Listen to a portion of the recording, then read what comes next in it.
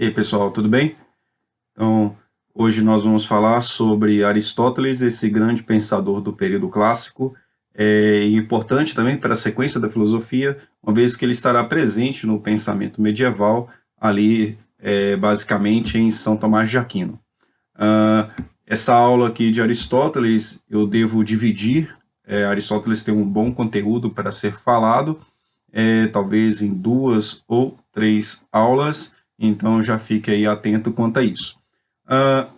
Antes de falar um pouco de Aristóteles, eu sempre estou aqui frisando a questão de você estar cuidando de ler sobre filosofia, já que não há outra maneira de aprender filosofia a não ser lendo. Não é? As aulas são importantes, as videoaulas são interessantes, exercício muito importante, mas é base que você faça a leitura. Então vamos lá. Sempre eu começo do mais simples para o mais complexo, lembrando que não existe material mágico, a mágica é você estudar, a mágica é você se dedicar a um livro, a uma apostila, a algum material didático para a sua jornada em direção ao Enem. Então é isso que é o mais importante. Eu sempre dou aqui, são sugestões, não que estas sejam vinculadas, né, obrigatórias, você precisa ler isso aqui para aprender filosofia. Não é isso. Mas, se você está ainda meio perdido ou perdida em relação a esta matéria, eu sugiro estas obras, desde que você não tenha outra em casa, ou se você tem e não está satisfeito, você pode procurar a leitura dessas outras obras que eu acho mais interessante, mais simples de se compreender. Então, estou aqui com o Mundo de Sofia. Para mim, esse aqui eu já disse, tem vídeo aí no canal anterior, que este livro é a obra base, para mim, de filosofia. Apesar de ser um romance, ele não é um livro didático, mas ele fala sobre todos os pensadores. E aí, como é que a gente pode estudar Aristóteles? Ora, você está aqui, já leu seu material, ficou com dúvida? Você pode buscar ali no Mundo de Sofia o capítulo que fala sobre Aristóteles. E você vai ver que não é muita coisa que vai ser dita aqui. Dá para você ler muito bem em poucas páginas. Olha, aqui Aristóteles está na página 120 e termina na 137. Então, só aqui neste livro, O Mundo de Sofia, eu tenho 17 páginas de Aristóteles para ler. Considerando que ele é um romance, dessas 17 páginas, não são todas que ele vai falar de Aristóteles, que tem ali a história de Sofia que está sendo contada. Então, eu tenho aqui mais ou menos, vamos colocar assim, umas 15 páginas, umas 12 páginas, de 12 a 15 páginas para ler sobre Aristóteles. E que, sabendo essas páginas, com certeza eu faço uma ótima prova ali do Enem. Então fica a dica aí, O Mundo de Sofia, é um livro bastante fácil de se adquirir, importante aí para, pelo menos na minha visão, para a compreensão da filosofia. Tenho esse aqui também, que eu já falei em outras oportunidades, também no outro vídeo de bibliografia do canal. Eu tenho aqui o Danilo Marcondes, Iniciação à História da Filosofia. Este livro, para mim, ele é interessante porque ele, além de falar de filosofia, ele fala também sobre história. Então, Aristóteles tem um contexto histórico fascinante. Vou falar um pouco dele daqui a pouco. Então, se eu pego essa obra aqui, para ler sobre Aristóteles, eu vou estar ganhando o conhecimento de história antiga e também um conhecimento filosófico, que neste caso agora é o que nos interessa. Mas é claro que para o Enem você precisa de história também. E aqui na obra, vejam bem, eu tenho na página 69 a 83, eu tenho 14 páginas de filosofia aristotélica, considerando ainda que nessas 14 páginas eu tenho exercícios, que aí que é o importante. Então eu vou ler sobre história, eu vou ler sobre Aristóteles, ainda tenho exercício para resolver. Então essa é uma outra obra também que eu indico, desde que, lembro novamente, desde que você não tenha nenhum material. Você está se baseando apenas na aula ou na videoaula, na aula presencial ou na videoaula que você está assistindo agora. Então, de novo, é importante que você leia. Estou olhando o calendário aqui, nós estamos em abril, não é? O Enem, por toda essa problemática aí do coronavírus, pode ser que seja adiado ou não, está ainda incerto isso aí. mas ainda assim eu tenho um caminho a trilhar. Então, este caminho eu tenho ainda um tempo para considerar. Então, ainda eu tenho condições de estudar filosofia de um modo mais substancial, né? São 6 a 8 questões de filosofia no Enem. Aristóteles é um filósofo que é recorrente nas provas, não é uma ou duas vezes, já caiu diversas vezes na nossa prova. Então eu preciso ter contato com Aristóteles. E até porque o filósofo que ele influencia, que é São Tomás de Aquino, caiu poucas vezes. Então é bem provável que venha uma questão ali conjugada em diálogo com Aristóteles e São Tomás de Aquino. Isso é possível, não é? Lembrando também que ele foi influenciado por Heráclito, ali pré-socrático. Então eu posso ter uma questão Heráclito e Aristóteles. Tudo isso eu estou dizendo que é importante que você faça o seu trabalho agora de estudo, de leituras dos pensadores, né? Nós estamos aqui falando de Aristóteles. Então eu já tenho o Mundo de Sofia, que tem 15 páginas para ler. Então se eu leio o Mundo de Sofia, já é o suficiente. Lembrando, desde que você não tenha material. Se você tem material, fique aí com ele. E leia ele, importante. Agora, se você... Aí eu falei do Mundo de Sofia, mas você tem aqui o Danilo Marcondes, que tem o quê? 14 páginas de filosofia aristotélica. Muito pouco, mas muito importante para a sua prova de filosofia. Então é interessante que se leia também, tá? E aí, por fim, este aqui eu vou mostrar, mas até paradoxal que eu vou dizer, eu só recomendo para quando você já estiver na faculdade, principalmente na faculdade de humanas, né? Quem for fazer alguma área de humanas, aí vai ler filosofia de qualquer forma, né? Se escolheu essa área da ciência, então vai ler filosofia.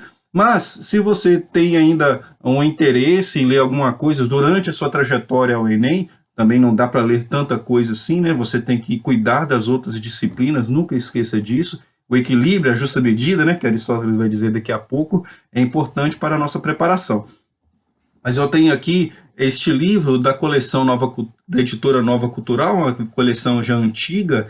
Isso aqui você vai achar apenas em Bazar, Mercado Livre, talvez e-books, PDF na internet. Você não vai encontrar uma edição nova sobre essa obra. Aqui tem um compêndio das obras de Aristóteles. Por exemplo, eu tenho aqui uma das principais obras, eu tenho a Poética, eu tenho o Organon, eu tenho a Política, e essa talvez seja a principal obra de Aristóteles, em que ele fala sobre a questão das funções do cidadão em uma sociedade, ali na polis, e a Constituição de Atenas. Então, essa obra aqui eu somente indico para quem está um pouco mais avançado em estudo de filosofia, e que ela é alguma coisa, talvez, apenas para aumentar o seu conhecimento filosófico, não para uma melhor compreensão. Eu quero elevar meu conhecimento filosófico. Até porque vocês precisam entender que filosofia ajuda vocês a escrever um bom texto, a elaborar um bom argumento e um bom raciocínio. Não pense que filosofia vai ficar exclusivamente em si mesma, mas você vai, com o estudo dela, com o estudo dessa disciplina, você vai ter um desenvolvimento nas outras disciplinas também, na sua compreensão, no seu raciocínio, na sua forma de argumentar e escrever seus textos, tá bom? Então, dito isto, não é? Nós estamos aproximando do meio do ano, então eu gosto de fazer esses alertas para a gente ter nosso foco em relação ao Enem. Precisamos ter esse estudo direcionado ao Enem, tá certo? Então, vamos lá. O que eu tenho para falar para vocês de Platão? Primeiro, Platão, filósofo clássico, filósofo grego, né, ali do período antigo. Aristóteles, originalmente, né, ele é de origem da Macedônia, então ele não é um filósofo ateniense, ele não é um filósofo ali dos clássicos mesmo, enraizados na Grécia. Então ele é de uma cidade chamada Estagira. Por isso, muitos ainda, você vai ver nos seus textos, quem estiver lendo, e aí devemos ler, acabei de dizer isso, que ele é chamado também de o Estagirita, por conta da cidade onde ele nasceu. Aristóteles, discípulo de Platão. Platão, que acabamos de ver agora, um grande filósofo, também influenciador de outros na filosofia cristã, mas sim Aristóteles, discípulo de Platão. Aristóteles, então, frequentou o Liceu. perdão, ele frequentou a academia de Platão, a escola filosófica de Platão. O Liceu, agora sim, foi a escola que Aristóteles fundou. Então, da mesma maneira que Platão, seu mestre, fundou uma escola de filosofia, Aristóteles também assim o fez. Aristóteles ainda foi preceptor de Alexandre o Grande, Alexandre Magno, o Grande, né, imperador macedônico. Acabei de dizer que Aristóteles é de origem macedônica, né, da cidade de Estagira. E aí, Filipe da Macedônia, imperador macedônico, ele contrata, vamos dizer assim, Aristóteles para ser o professor particular de Alexandre o Grande. Então, veja bem, quem foi o professor, quem foi o preceptor, quem cuidou da educação de Alexandre o Grande? Ninguém mais, ninguém menos que Aristóteles. E aí eu digo por que ninguém mais, ninguém menos. Que a filosofia aristotélica, a gente vai ver neste vídeo, nas próximas 2 ou 3 aulas de Aristóteles, é de uma natureza ampla. Ele fala, tem aspectos teológicos na filosofia aristotélica, tem aspectos empíricos no seu pensamento, tem uma abordagem sobre política, uma abordagem sobre ética e sobre a felicidade. Então, já que estamos num período humanista da filosofia, Aristóteles, ele praticamente abordou quase todos os tópicos do que o ser humano tem de indagações, né? Sobre Deus, sobre a natureza, sobre o homem, a política, a ética e a felicidade. E isso eu estou resumindo aqui para vocês entenderem a importância deste pensador. Então, temos essa característica. Outra que é bom vocês anotarem que isso é exceção na filosofia, teremos uma outra exceção lá na frente, tá bom? Vocês vão ver que Aristóteles, nessa dicotomia racionalismo e empirismo, Aristóteles, ele é uma simbiose, ele é uma síntese, ele faz um diálogo ali entre essas duas formas de pensar filosoficamente. Ele é tanto racionalista como empirista, tá? A gente vai ver isso aí, pode no início você ter uma certa confusão, achar contraditório, mas ele divide muito bem essas duas formas de pensar na filosofia. Então anote aí, Aristóteles, racionalista e empirista. Qual outro pensador que também é assim, né? Só para você fazer observação no seu caderno. Então dá uma pausa no vídeo, coloca aí no seu caderno essa observação. Vou dizer agora Kant. Immanuel Kant, pensador moderno, também é racionalista e empirista, tá? Só que essa nomenclatura, aliás, essa ideia da simbiose entre racionalismo e empirismo em Kant terá um outro nome, que nós chamamos de criticismo. Então anote aí, isso é só uma observação, tá? Adiantando, antecipando um pouco as aulas sobre Kant, mas é importante a gente entender o todo, né? Um estudo mais sistemático sobre a filosofia. Tudo bem? Tá tranquilo até aqui? Então temos algumas ideias iniciais sobre Aristóteles. Bom, Aristóteles, discípulo de Platão. Significa dizer que ele concorda com Platão? Não. Até porque se concordasse, não estaríamos estudando Aristóteles. A filosofia é aquela área do pensar humano em que se apresenta diálogos, né? Diálogos, entendam, contrapontos. Eu tenho uma ideia contrária àquilo que está posto. Então agora eu tenho um contraponto a Platão.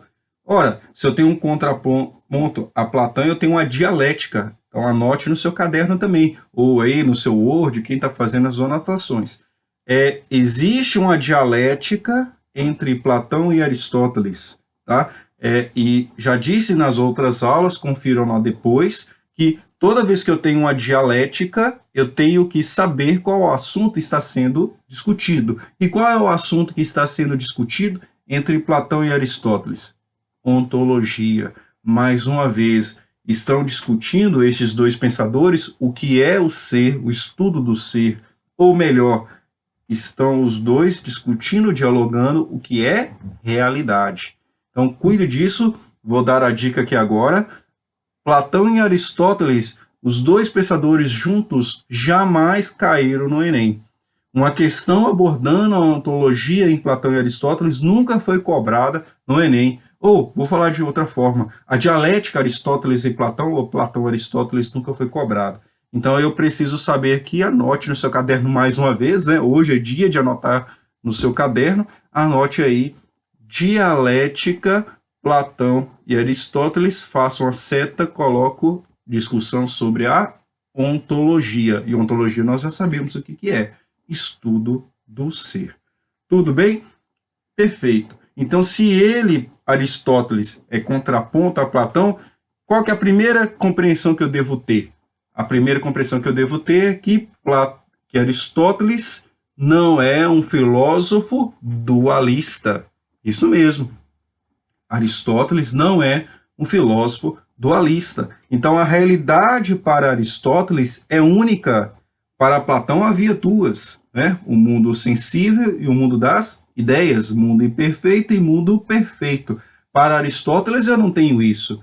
Eu estou aqui em dialética com Platão e dizendo, Platão, mestre, você está equivocado, porque não há duas realidades. A única realidade existente é aquela em que eu vivo. Nada há na mente que não tenha passado pelos sentidos. Nada há na mente que não tenha passado pelos sentidos. Entendido? É isso. Então Aristóteles está dizendo o quê? Qual é a realidade para Aristóteles? A experiência, o mundo físico, a realidade sensível à sua frente. Por quê? Porque eu somente conheço quando experimento a realidade, quando eu sinto, percebo a realidade. Não tem nada disso de eu ficar abstraindo e ali ficar deduzindo ideias rumo a um mundo real. Não existe isso em Aristóteles. Então, de novo, é um ponto importantíssimo, base para a filosofia aristotélica, que é compreender que Aristóteles ele rejeita o quê? O dualismo, que a realidade para ele é o mundo sensível. Tudo bem? Então, isso aí. Então, se o mundo sensível é a realidade para Aristóteles, o mundo sensível, anote de novo, é base para o conhecimento. O mundo sensível fornece conhecimento. Tá bom? Então, é muito simples. A ontologia era isso. A ontologia era você pensar no que é real e depois extrair disso o conhecimento. Perfeito. Já que Aristóteles não considera o mundo das ideias, ele considera que apenas há uma realidade, um mundo físico à sua frente, então é dele que eu vou extrair o quê? O conhecimento. Então, por isso, nesta medida, Aristóteles é empírico. Nesta medida, porque vamos ver mais para frente que Aristóteles é racionalista e empirista. Tudo bem? Deu para compreender isso aqui? Então, Aristóteles considera o mundo sensível como uma realidade da qual eu vou extrair o conhecimento. Então, temos aqui uma parte de sua filosofia. Qual é a outra parte? Para a gente encerrar este primeiro vídeo sobre Aristóteles. Aristóteles, ele é racionalista. Também. Por que ele é racionalista?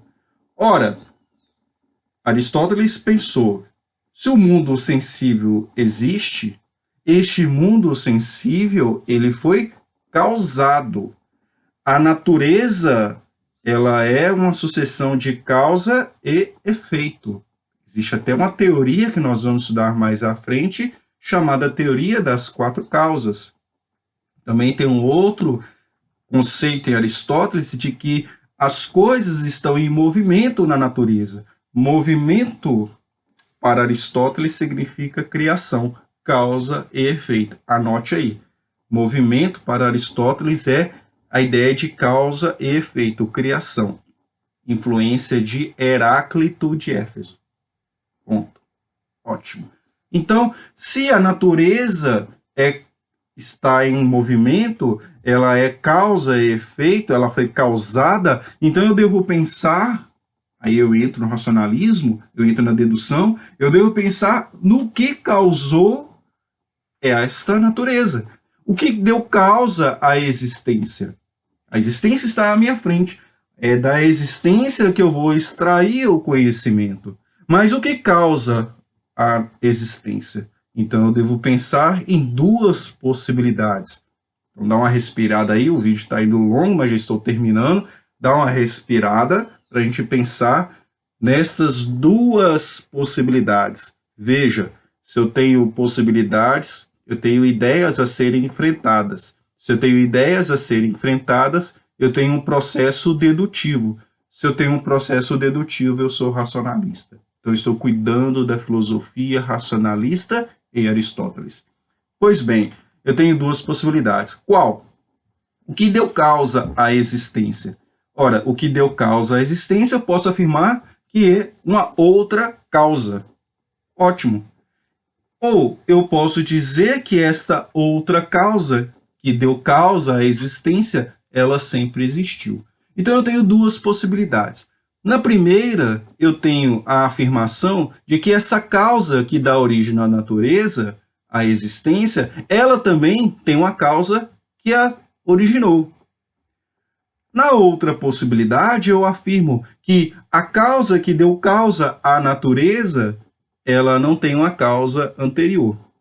Então, aqui nessas duas possibilidades, eu tenho o quê? Na primeira possibilidade, a causa que dá origem à natureza, ela é finita. Por quê? Porque eu ainda indago o que deu causa a ela. Então, ainda eu não resolvi o problema. Eu resolvi o problema da natureza. Eu já sei quem criou a natureza, mas ainda não sei quem criou essa causa que dá causa à natureza. Perfeito? Tem essa ideia estabelecida. A outra ideia, ora, eu tenho a ideia de que há uma causa, tudo bem, que dá causa à natureza. E essa causa que dá causa à natureza, ela é infinita, ela sempre existiu. Ora, se ela é infinita e sempre existiu, então não há o que se investigar sobre ela, por exemplo, no qual a causa que deu origem a esta. Se ela é infinita ou se ela sempre existiu, não há uma causa anterior que a origine para que ela origine a natureza. Tudo bem? E aí vai se perguntar, ora, isso é possível, isso é provável ou isso é absurdo? Eu disse, aliás, Aristóteles disse que havia duas possibilidades. Se há duas possibilidades, vamos investigar. A primeira, eu resolvo o problema? Não. Se eu afirmo que uma causa origina a outra, a pergunta é quem originou esta? E aí eu devolvo a pergunta, ora, quem originou esta é esta. E quem originou essa? É esta. E quem originou essa? É essa, é essa, é esta, ad eterno. Isto mesmo. Eu posso ficar com essa explicação, desde que eu compreenda que existe uma sucessão infinita de causa e efeito. Não tem nenhum problema eu ficar com ela. Mas acontece que, se eu estou com essa alternativa, eu tenho uma coisa, uma ideia em comum com a outra possibilidade. O que eu tenho em comum com a outra possibilidade? A ideia de infinito. Veja bem, se eu afirmo que há uma causa permanente, uma causa que sempre existiu, que dá origem à existência, eu tenho a ideia de infinito aqui. Se eu afirmo que há uma causa que dá origem à existência, mas essa causa também foi originada por outra, eu devolvo a pergunta. Quem originou a outra? E assim eu vou sucessivamente ao infinito, perguntando quem originou quem. Ora, já não é melhor de cara dizer que sempre há uma sucessão infinita de causa e efeito, ou que há uma causa permanente imóvel, né? Já que imóvel, movimento é a ideia de causa e efeito, mas aqui eu tenho uma causa imóvel, ou seja, não criada, que dá origem a todas as coisas. Ou melhor, anote aí, eu tenho a ideia de primeiro motor imóvel. Primeiro, porque é princípio, motor, porque vai colocar em movimento, imóvel, porque é causa não causada. Primeiro motor imóvel, conceito aristotélico racionalista. Princípio que dá origem a todas as coisas. Uma ideia de Deus no pensamento aristotélico. Uma ideia de Deus, de um Deus não sagrado. É essa reflexão que estará em São Tomás de Aquino. Tudo bem? Dá uma respirada aí, reveja os pontos dessa aula. Essa foi a primeira parte de Aristóteles. Voltaremos a falar novamente sobre este pensador. Anote tudo isso. Por enquanto, tudo bem. Fique com Deus. Até mais. Tchau, tchau.